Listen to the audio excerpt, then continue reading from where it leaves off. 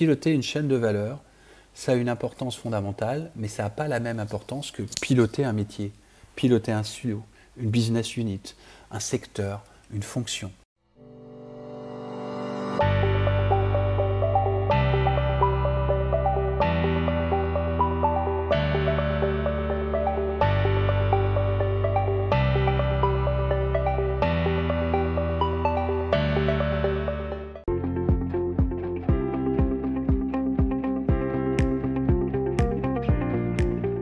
Cette deuxième clé du Lean Six Sigma, c'est celle du processus. Et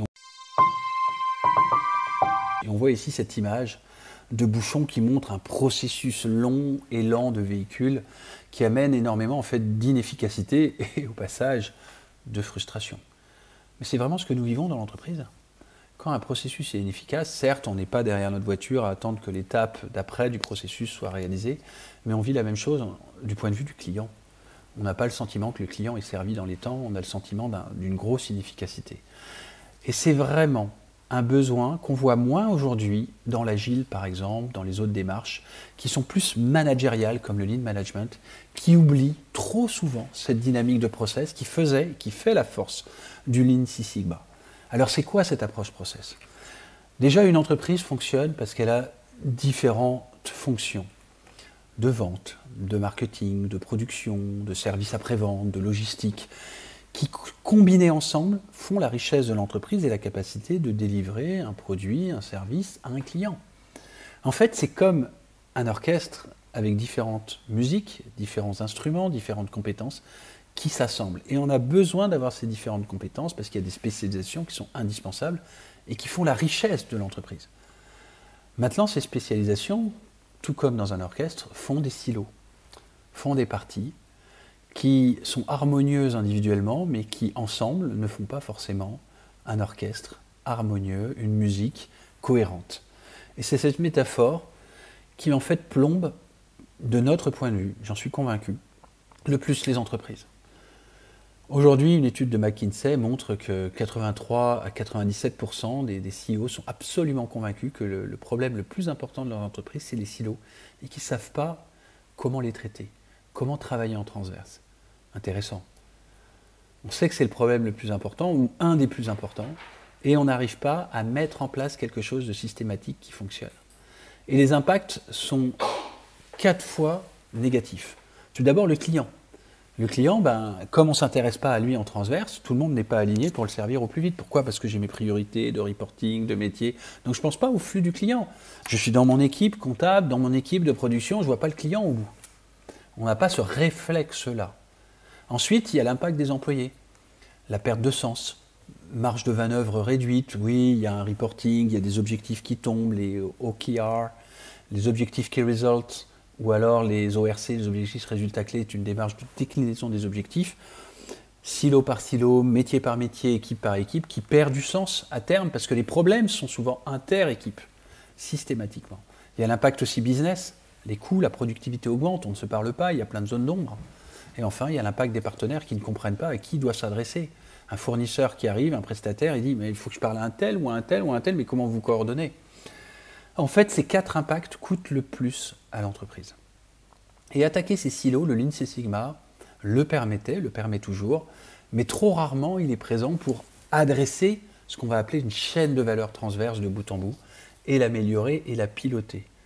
Pourquoi? Parce que naturellement, piloter une chaîne de valeur, ça a une importance fondamentale, mais ça n'a pas la même importance que piloter un métier, piloter un silo, une business unit, un secteur, une fonction.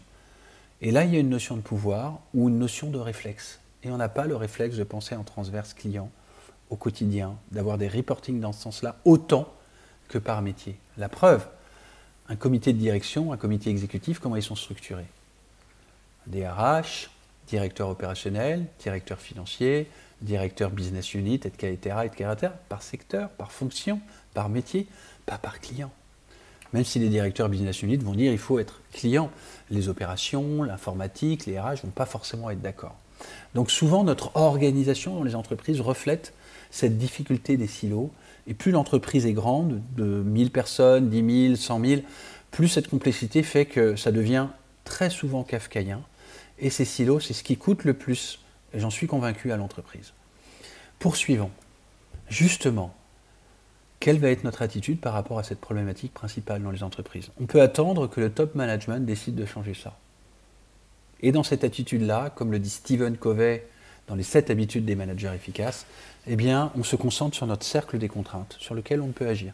Ah oui, si seulement on pouvait travailler en silo, ah si seulement l'entreprise pouvait mettre ça en place, si l'entreprise pouvait définir des chaînes de valeur par client et ça me tombe tout cuit. Mais personne ne va le faire. Très rarement ça va être fait.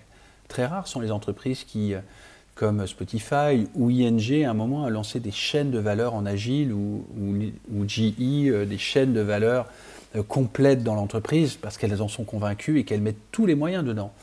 Heureusement que ça arrive, mais c'est extrêmement rare, moins de 1% des entreprises de notre expérience. À l'opposé, on va vous proposer une méthode avec le Lean Six Sigma Flash qui permet d'intervenir à son niveau. Évidemment, pas sur l'ensemble de la chaîne de valeur, mais sur des parties de chaîne de valeur. Chacun va pouvoir s'approprier facilement, rapidement, dans l'équivalent de 1 à 2 jours de formation des outils, puis après les pratiquer, ce Lean Six Sigma Flash pour petit à petit avoir aussi cette vue process, avoir ce sentiment d'impacter au-delà de soi, au-delà de son équipe, sur ce problème le plus important dans les entreprises qui sont les silos. Donc voici cette démarche Lean Six Sigma Flash qui permet d'attaquer les processus en intersilo. Alors la définition d'un processus, c'est quoi? C'est un ensemble d'étapes qui se suivent et qui permettent d'avancer. Processus, ça veut dire aller vers l'avant et marcher, quelque part progresser. C'est une succession d'étapes à valeur ajoutée, si possible, qui construisent progressivement le produit et le service jusqu'à aboutir à un résultat. Cuisiner et faire une recette de cuisine, c'est un processus qui consiste à prendre les différents ingrédients, les traiter, les transformer pour faire un gâteau, pour faire un repas.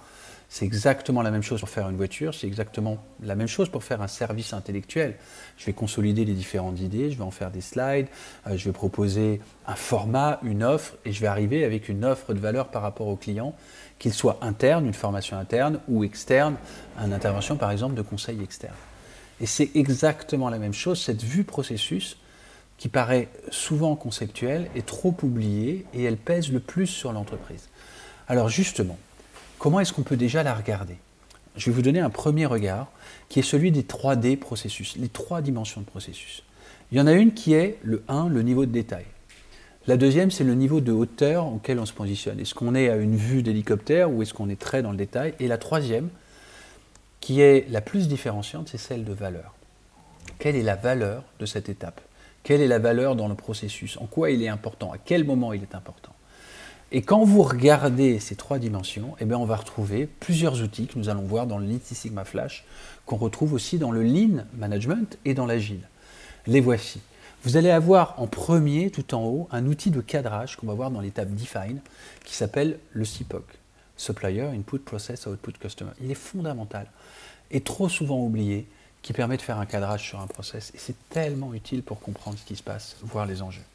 Puis après, vous avez un deuxième outil qui est tout aussi important, mais dans la phase mesure et improve, qui est le Value Stream Mapping, le VSM, qui permet de cartographier plus ou moins précisément les différentes étapes, leur valeur ajoutée, et comment on peut accélérer, faire que ce Value Stream Mapping, ce flux-là, il est plus rapide et qu'on élimine les étapes qui ont moins de valeur ajoutée.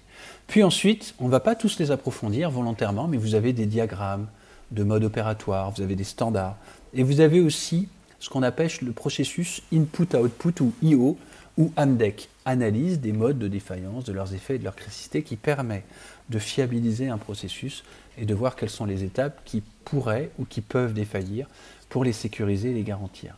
On voit que là, on est plus dans le détail. On va s'assurer que le process fonctionne, de même que dans les modes opératoires. Donc voici une première représentation des processus, et j'ai une question. De quoi vous avez le plus besoin? Aujourd'hui, dans vos activités, c'est quoi? Vous avez besoin d'un CIPOC, de cadrer en étape Define.